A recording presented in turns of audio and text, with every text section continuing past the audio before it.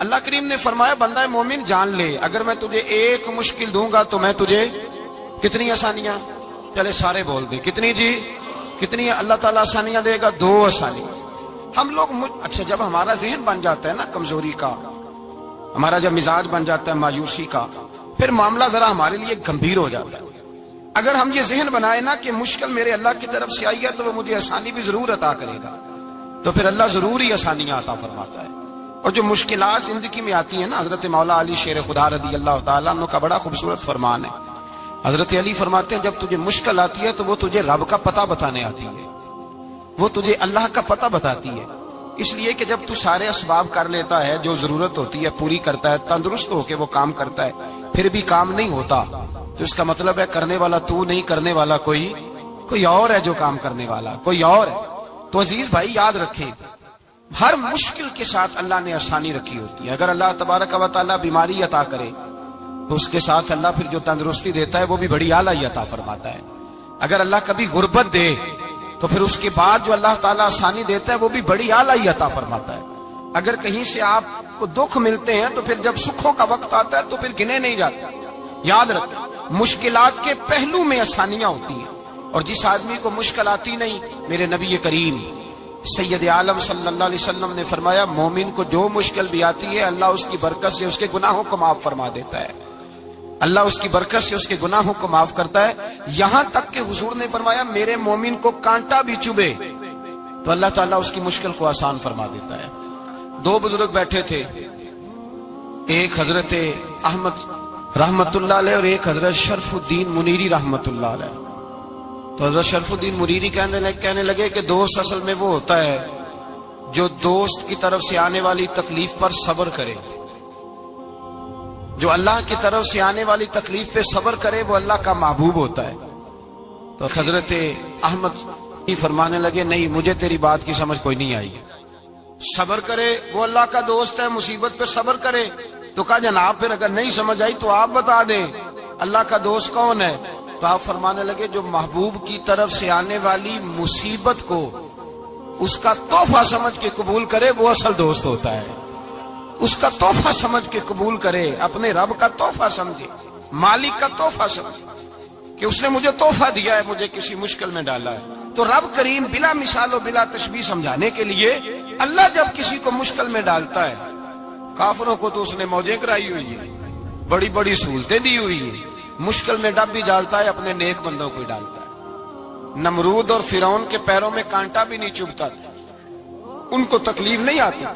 تکلیف کسے آتی تھی؟ اللہ کے نیک بندوں کو تکلیف آتی تھی۔ حضرت رابعہ بصریہ جب تک زندہ رہی تب تک بیمار رہی، جس دن طبیعت ٹھیک ہوتی تو کہتی اے اللہ تو کہیں مجھ سے ناراض تو نہیں ہو گیا، تو کہیں ناراض تو نہیں مولا جب تو مجھے تکلیف دیتا ہے تو میں رو کے تیری عبادت کرتی، جب مجھے دکھ ہوتے ہیں تو میں سجدے میں تڑپتی، اور خدا بندہ اب تو میں سکھی ہوں، موج میں ہوں، مجھے رونا ہی نہیں آ رہا، تو خدا بندہ تو کہیں ناراض تو نہیں ہو گیا مجھ سے؟ دکھ تو اچھے ہوتے ہیں، دکھ تو پیارے ہوتے ہیں، اور دکھوں کے بعد جو اللہ آسانی دیتا ہے اس آسانی کا پھر کیا ہی کہنا۔ اس حضرت ایوب علی نبینا علیہ الصلوۃ والسلام بیمار رہے، 60 سال اللہ نے تندرستی دی۔ کتنے سال بولے؟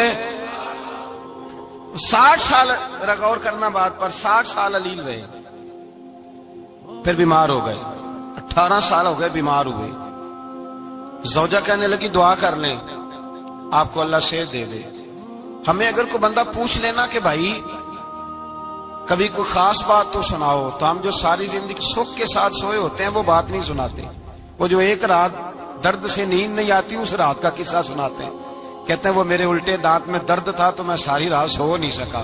او بھائی جو ساری زندگی سویا ہے اس کا تو ذکر نہیں کر رہا، اور ایک رات جو تجھے نیند نہیں آ رہی، کسی سے پوچھا جائے، ڈاکٹر کہتے ہیں 360 ہڈیاں ہوتی ہیں وجود میں، کسی سے پوچھا جائے نا تیرا کیا حال ہے تو 359 ہڈیوں کا ذکر نہیں کرتا، جس گھٹنے میں درد ہے اس کا ذکر کرتا ہے، کہتا ہے یہ گھٹنے میں بڑی درد ہے۔ او بھائی باقی 359 ٹھیک ہے نا، ان کی بھی تو کوئی بات سنانا۔ حضرت رابعہ بصریہ رحمت اللہ علیہ کے پڑوس میں ایک نوجوان رہتا تھا، آپ کے پڑوس میں، تو وہ جب جو محلے میں بچے رہتے ہیں نا گاؤں میں، ان کا پتہ ہوتا ہے، پڑوسی تھا تو 34-35 سال نوجوان کی عمر ہو گئی، کبھی بیمار نہیں ہوا۔ ایک دن اس کی طبیعت علیل ہوئی، سر میں درد ہوا تو اس نے پٹی باندھ لی سرخ رنگ کی، باہر نکل کے آیا، حضرت رابعہ بصری علیہ رحمہ نے دیکھا تو فرمانے لگے بیٹے خیر ہے؟ لگا جی اماں جی سر میں بڑی درد ہے۔ آپ فرمانے لگے کتنی عمر ہو گئی؟ کہنے لگا 34-35 سال۔ فرمانے لگے پہلے تو کبھی درد نہیں نہ ہوئی؟ کہا نہیں اماں جی آج ہی ہوئی ہے۔ تو آپ فرمانے لگے 34 سال اللہ نے صحت دی ہے، تو نے شوگر کی ایک پٹی بھی نہیں باندھی اور آج درد ہوئی ہے تو شکوے کی پٹی تو نے فوراً ہی باندھ لی ہے، کوئی شوگر کی پٹی بھی باندھنی چاہیے۔ حضرت ایوب 18 سال بیمار رہے، زوجہ کہنے لگی دعا کر لو، تو آپ فرمانے لگے بی بی سے کہ صحت کتنی دیر رہی؟ اس نے کہا 60 سال۔ تو آپ فرمانے لگے ذرا بیماری کو بھی 60 سال گزر لینے دو پھر دعا بھی کر لیں گے۔ یہ دعا کی، اللہ یہ لفظ کہے اللہ نے صحت دے دی، تندرستی آ گئی۔ ایک دن گھر میں بیٹھے بیٹھے زوجہ کہنے لگی کہ ایوب یہ بتاؤ دکھ اچھے کہ سکھ؟ آپ فرمانے لگے سارے دن ہی اللہ کے ہیں پر دکھ بڑے اچھے تھے، مجھ سے پوچھو تو دکھ بڑے اچھے تھے۔ کہا کس طرح؟ تو حضرت ایوب فرمانے لگے جب میں بیمار تھا تو 24 گھنٹے میں ایک دفعہ میرا رب میرا حال پوچھا کرتا تھا، ایک دفعہ میرا اللہ پوچھتا تھا ایوب تیرا حال کیا ہے؟ فرماتے ہیں 12 گھنٹے تو لذت ہی رہتی تھی کہ میرے رب نے میرا حال پوچھ لیا، اور اگلے 12 گھنٹے میں انتظار کرتا تھا مالک حال دوبارہ کب پوچھے گا۔ فرمانے لگے اب صحت تو ہو گئی ہے پر اب میرا رب میرا حال تو نہیں نہ پوچھتا۔ بھائی مشکلات جو ہوتی ہیں وہ تو تجھے سجا دیتی ہیں، سوار دیتی ہیں، تجھے یاد آتا ہے کوئی اپنا۔ جب تجھے درد ہوتی ہے نا، تکلیف ہوتی ہے، پھر تیرا دل کرتا ہے کوئی کندھا ملے جہاں میں سر رکھ کے رہوں۔ پھر اسی لیے تو کسی درویش سے کسی نے پوچھا تھا اپنا کون ہوتا ہے؟ تو کہا جو تجھے دکھ کے وقت یاد آئے وہ تیرا اپنا ہے، جو تجھے عین آزمائش کے وقت یاد آئے اور تجھے اس کا نمبر فوراً تیرے موبائل پہ چلنے لگے وہ تیرا اپنا سجن ہے، جس کو تو دکھ کے وقت یاد کرے۔ تو بھائی مشکلات کے بعد جو اللہ آسانی دیتا ہے، حضرت ابراہیم کو آگ میں بھی پھینکا گیا، حضرت ابراہیم علیہ السلام کو ستایا بھی گیا، نکالا بھی گیا، لیکن جب ان مشکلات سے گزرے تو میرا رب فرماتا ہے وَإِذِ ابْتَلَىٰ إِبْرَاهِيمَ رَبُّهُ بِكَلِمَاتٍ فَأَتَمَّهُنَّ قَالَ إِنِّي جَاعِلُكَ لِلنَّاسِ إِمَامًا۔ کہا جب ابراہیم پورے اترے تو پھر ہم نے انہیں امام بنا دیا۔ یا اللہ کس طرح کی امامت دی؟ فرمایا میں نے اتنی اعلیٰ شان عطا کی ہے کہ اپنے لاڈلے رسول کو جناب ابراہیم کی نسل میں پیدا فرما دیا ہے، میں نے مصطفیٰ کو ان کی نسل میں پیدا کر دیا، قیامت تک کے لیے ان کا وقار بڑھا دیا۔ اللہم صلی علی محمد وعلی آل محمد کما صلیت علی ابراہیم وعلی آل ابراہیم، ان کی عظمت بڑھا دی، اس لیے کہ جب وہ آزمائش سے گزر کر کے آئے پھر جو آسانی دی۔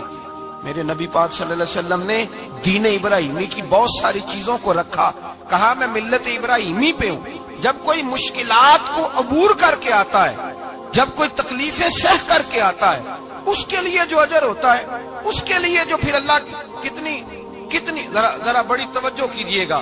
لوگ سمجھتے ہیں فلاں آدمی مشکل میں ہے تو شاید مشکل میں ہی رہے گا، فلاں آزمائش میں ہے تو شاید میرا اللہ فرماتا ہے ایک مشکل دے کے میں 2 آسانیاں بھی دوں گا۔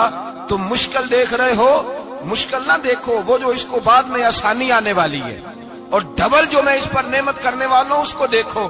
حضرت یوسف کو بھائیوں نے کنویں میں ڈال دیا تھا، اور جب کنویں سے نکلے تو مصر کے بازاروں میں بکے، اور پھر زلیخا نے الزام لگایا تو حالات بگڑ گئے، حضرت یوسف کو جیل جانا پڑا۔ کتنی کٹھن زندگی تھی، لیکن میرے مالک کو کچھ اور ہی منظور تھا۔ کنویں میں گرنے والے، بازار میں بکنے والے، جیل میں جانے والے، الزام لینے والے جناب یوسف کو رب کریم نے اسی مصر کا بادشاہ بنا دیا، اللہ پاک نے اسی مصر کا حکمران بنا دیا۔ یاری تیری سونا پر ازمیشاں تیریاں اگ، اے سونا پرکھیا جاوند آئی پہلو نال اگاں دے لگ۔ اس کے لیے تھوڑا سا جتن کرنا پڑتا، تھوڑے کٹھن حالات سے گزرنا پڑتا، تھوڑی آزمائشوں کا روپ دیکھنا پڑتا۔ ہم چاہتے ہیں کہ ہمیں چھیڑے کوئی نہ کوئی تکلیف نہ آئے، کوئی آزمائش، یہ ہو نہیں سکتا میرے بھائی۔ نامی کوئی بغیر مشقت نہیں ہوا، 100 بار جب عقیق کٹا تب جا کر نگی ہوا۔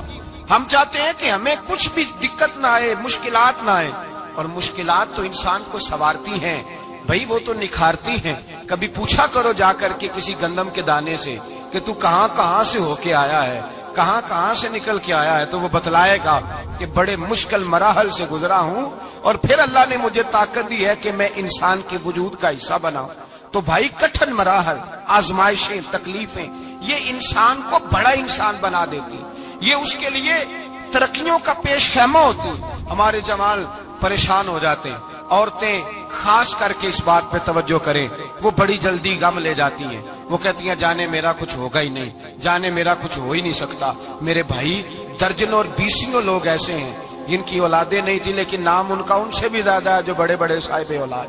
حضرت عبداللہ مزنی حضور کے غلام تھے، قبیلہ مزن کے رہنے والے، والد فوت ہو گئے، چچا نے پالا تھا، اسلام قبول کر لیا۔ چچا اسلام کا بڑا دشمن ہے، حضور کا نام آئے تو جلال کرتا، حسد اور بغض میں جل جاتا، بڑی اسلام کے ساتھ دشمنی اور عناد رکھتا ہے۔ حضرت عبداللہ کہتے ہیں پہلے تو میں عشق رسالت کو دباتا رہا، پھر یہ چنگاری شعلہ بن گئی، پھر کہ یہ ہلکا سا جذبہ سمندر اور صحرا کا روپ دھار گیا۔ فرماتے ہیں ماں تھی اور میں تھا، میں گیا جا کے چچا سے کہا میں نہیں رہ سکتا۔ کہاں جائے گا؟ تو میں نے دھیمے لہجے میں کہا میں مدینے جاؤں گا، اب میں رسول اللہ کے مدینے جاؤں گا، اب میرا گزارا نہیں ہوتا، اب میں جاؤں گا۔ کہتے ہیں چچا کہنے لگا اچھا وہاں جائے گا؟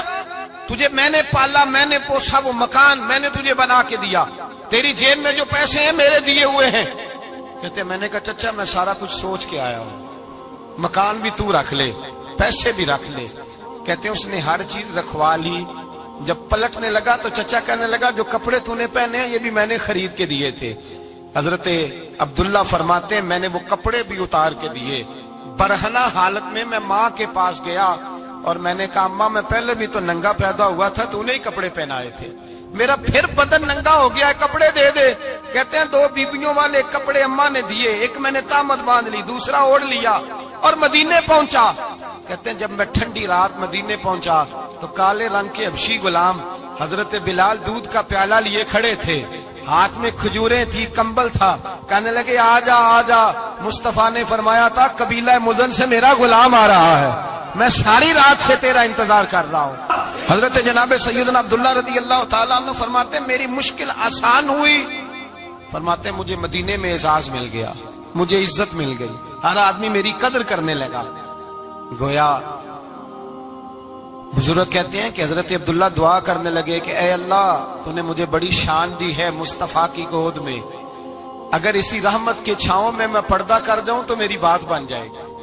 حضرت عبداللہ کا وصال بھی رسول اللہ کی گود میں ہی ہو گیا، گود میں نہ کوئی رشتہ دار، نہ کوئی تعلق دار، نہ کوئی ہمسایا اپنا، نہ کوئی چچا، نہ کوئی ماموں، شہر میں تنہا اسی کسے دے کچھ نہیں جے لگ دے تے نہ کوئی ساڈا دردی، تنہائی۔ جنازہ اٹھا تو اٹھانے والے کون ہیں؟ ابو بکر صدیق، فاروق اعظم، عثمان غنی، مولا علی، حسنین کریمین جنازے میں شامل۔ میرے رسول پاک صلی اللہ علیہ وسلم نے جنازہ پڑھایا، دیکھو مشکل کاٹی تھی تو آسانی کا رنگ دیکھو، آسانی کا انداز دیکھو۔ حضرت سیدنا ابو دردہ رضی اللہ تعالیٰ عنہ ارشاد فرماتے ہیں مدینے میں رواج تھا کہ جب قبر میں اتارنے لگتے تھے تو قریبی رشتہ دار اتارا کرتے تھے، پر عبداللہ کا تو رشتہ دار ہی کوئی نہیں تھا مدینے میں، کون اتارے؟ فرمایا جب قبر میں اترنے لگے تو حضرت ابو بکر صدیق اور حضرت عمر فاروق اتر گئے کہ ہم قبر میں اتارتے ہیں۔ رسول اللہ نے فرمایا تم باہر نکلو، تم کیوں قبر میں گئے ہو، باہر آؤ۔ کہتے ہم باہر آئے تو اللہ کے رسول اندر گئے، فرمایا کون کہتا ہے اس کا کوئی نہیں، میں جو موجود ہوں، کون کہتا ہے کوئی نہیں؟ فرمایا رکھو میرے ہاتھوں پہ۔ کہتے ہیں حضور کے دست مبارک پہ رکھا اور باہر کھڑے ہم رشک کرنے لگے کہ واہ اللہ تیرا آسانی دینے کا رنگ، آسانی۔ اس نے مشکل برداشت کی تو رب نے مصطفیٰ کے قدموں میں آسانیاں عطا فرمائی، پسے اور حضور نے قبر میں رکھا، نبی پاک نے۔ میرے دادا مرشد کہتے ہیں عشق سرکار کی ایک شمع جلا لو دل میں، بعد مرنے کے قبر میں بھی اجالا ہوگا۔ اور میرے اعلیٰ حضرت فرماتے ہیں لحد میں عشق رخ شاہ کا داغ لے کے چلے، لحد میں عشق رخ شاہ کا داغ لے کے چلے، اندھیری رات سنی تھی چراغ لے کے چلے۔